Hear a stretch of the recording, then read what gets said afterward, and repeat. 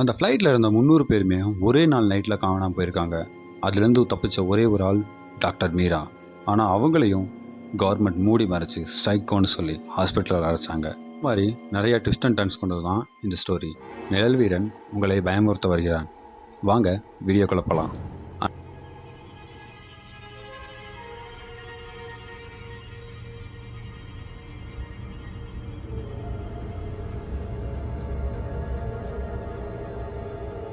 அன்னைக்கு நைட்டு 11:45 இந்திரா காந்தி சர்வதேச விமான நிலையம் ஃப்ரம் டெல்லி. மாலா பத்தான் வெளியே சாராளி விட்டுட்டு இருக்கும்போது விமான நிலையத்துக்குள்ளே எல்லா திபுன்னு ஓடி வந்துக்கிட்டு இருந்தாங்க. எல்லா பயணிகளும் ஒரு இடத்துல நின்றுட்டு இருக்கும்போது அந்த கூட்டத்தில் ஒரு 32 வயசான இளைஞன். அவன் ஒரு சாஃப்ட்வேர் இன்ஜினியர். அவன் பேர் தான் ராகவ். கலக்கலான கண்களோட தனது டிக்கெட்டை கையில் வச்சுக்கிட்டு கெத்தான் நின்றுட்டு இருந்தா. அப்படி 2 நாளைக்கு முன்னாடி தான் அவங்க பெரியம்மா மதுரையில் இறந்துட்டாங்கன்னு சொல்லி போயிட்டு வந்திருக்கான். பாவம் பெரியம்மா பெரியப்பா இருந்து ரொம்ப நாள் ஆகி அவங்க தனியாக வறுமையில் இருந்திருக்காங்க. அதை பார்த்துட்டு திரும்பவும் ராகவ் லண்டனுக்கே போகலான்னு சொல்லிட்டு ஃப்ளைட்டுக்காகவே டெல்லியில் வெயிட் பண்ணிகிட்டு இருக்கும்போது தான் ஒரு ஃப்ளைட்டில் ஏறுறான். அந்த ஃப்ளைட் இன்டர் ஏர் ஃப்ளைட் 666. அது ஒரு ஐரோப்பாவை சேர்ந்த விமானம். டெல்லி டு லண்டன் நெடுந்தூர பரப்பில் மிக குறைவான நேரத்தில் பறக்கக்கூடிய அதிவேக ஃப்ளைட். ராகவ் போர்டிங் கேட்டை நோக்கி போயிட்டு இருக்கும்போது அவனுக்கு நிறைய குழப்பம் ஏற்பட்டுச்சு. ஏன்னா 666 இதை என் வேற எதையோ குடிக்கிற மாதிரி இருக்குன்னு சொல்லி அவனுக்கு மனசு பூரா அதையும் நோக்கி இருந்திருக்கு. ராகவ் பக்கத்தில் ஒரு பொண்ணு நின்றுட்டு இருந்தா. அவள் ரொம்பவுமே சோகமாகவும் அவள் கண்கள் கண்ணீரால் நிறைஞ்சதுமா அமைதியாக நின்றுட்டு இருந்தா. ஏர்லைன்ஸ் ஊழியர் எக்ஸ்கியூஸ் மீ இங்கே பாருங்க அப்படின்னு சொல்லும்போது தான் அவள் இந்த உலகத்துக்கே வந்திருக்கா. அவ்வளோ சோகமாக. அவள் யார்? Boarding worker. நீங்கள் யார், உங்கள் பேர் என்னன்னு கேட்டப்ப என் பேர் டாக்டர் மீரா, ஒரு சைக்காட்டிஸ்ட் அப்படின்னு சொல்லி அந்த வாக்கியத்தை முடிச்சா.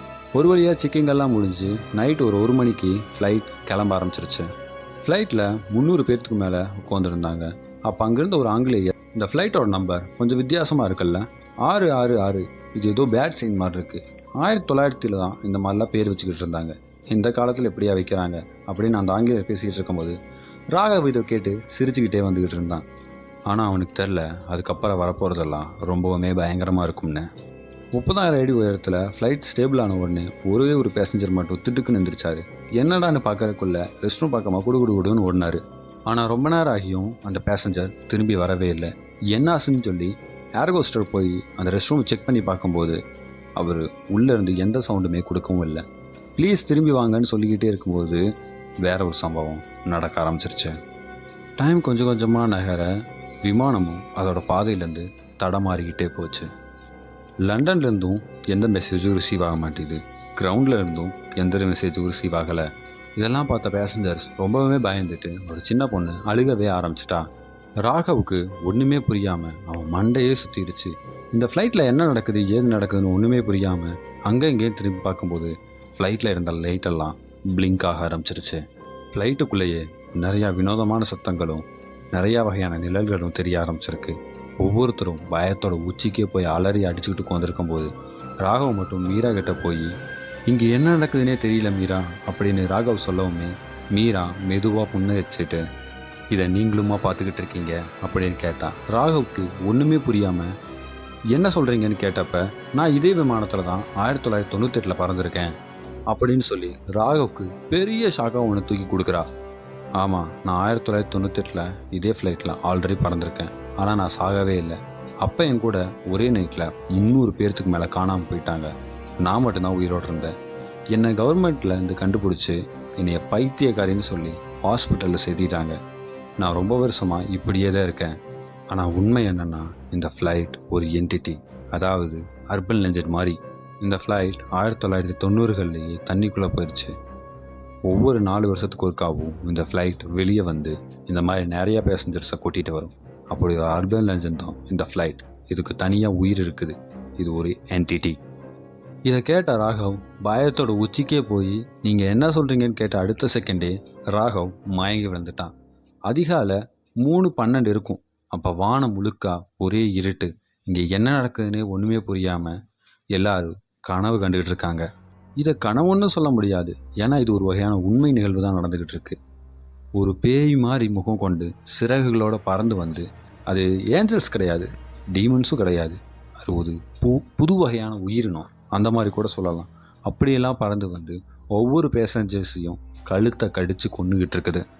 இதையெல்லாம் பார்த்த ராகவ் பயத்தோட உச்சியில் இருக்கும்போது மீரா அவன் கையை பிடிச்சி இந்த பக்கம் வாங்கன்னு சொல்லி இழுத்து வேற ஒரு பக்கம் கூட்டிகிட்டு போயிட்டுருக்கான். ஃப்ளைட்டில் ஏது பக்கம்னு கேட்காதீங்க, இவங்க தரையில் விழுந்துக்கிட்டு இருக்காங்க.